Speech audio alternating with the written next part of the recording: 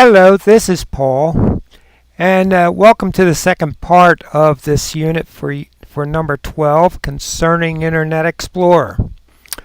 As I experience with many people in our class, the most important concern on the web is your security. However, in connection with your security, there's going to be a lot of visits that you make to different websites, and there's also an issue that we will be discussing later on concerning passwords. Well, the autocomplete controls can be used to help you in this navigation on the web, to remember where you've been before, what you'd like to visit on a regular basis, and how we are able to get back to what we want very quickly. And that is the purpose of the autocomplete controls. And we're going to see the details of this and be able to set it to your satisfaction. Now please remember that the best of my experience, I have never received an infection coming off of the web because of the autocomplete controls. And we can use this to our advantage.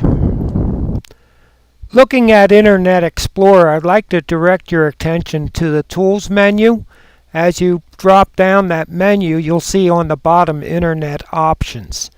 At this point, we'll be able to see the selection for what we're about to talk about. After selecting the Internet Options from that menu, you will get the series of tabs, and make sure that you select Content across the top. At that point, you'll see this button to push for autocomplete. The autocomplete section displays a menu of only a series of check boxes to be able to choose how you want this to operate. And our first selection is concerning for the address bar, where we will be able to have a selection of browsing history, favorites, feeds, and Windows search for better results. In this bottom section with filling in my name and passwords, I have never had a problem with this section. I have never had anybody break into my computer or steal my information or have any problems with getting any kind of viruses by this. However, if you are skeptical about having your passwords being auto-filled, you can always deselect this section and it will not take place while using the autofill and the other features of this program. Looking back at the Internet Explorer program, we take notice that on the File drop-down menu, it is along with other items as well that we will be covering later on. But to get started in this, we'll talk about the File menu and several things of interest there. Please take notice that just above the window that is showing you your website, there are couple tabs up there, and they represent more than one site that I'm able to tab to one to another. This is done so that you do not have to go and open the program more than once. And I'd like to direct your attention to the small box with those tabs, and when you click on that small box, you will be able to open another window to be able to go to another site at the same time. For those of you who prefer to use the menu system, we will click on the File menu and be able to follow through using a new tab or a duplicate tab as you prefer. The difference of these two selections come to the point that you will create a new tab that is not attached to the other two, whereas the duplicate tab will give you a second window of the same window that you are on.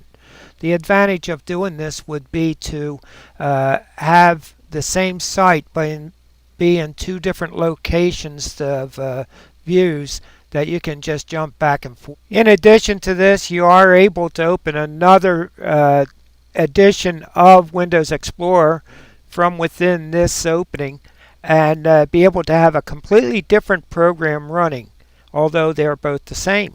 Take notice of the Save As selection, and what happens is that you are able to save a shortcut on your hard drive to go to that site in your browser without making any further selection. It is only a shortcut. It will not save the page in real time. Finally, you're able to send this page that you're viewing to the printer as you desire and be able to carry it with you and show it to people who don't have access to a computer or whatever you want to do. But take notice, along with it, there is also a print preview that you're able to look at it and see what it looks like before you waste your paper on the printer. This is a similar utility for you to be able to send this page to a friend on email, or even send it to make a file on it, or wherever you want to send it to, even as a shortcut on your desktop. It will vary with the different capabilities of what is installed on your computer.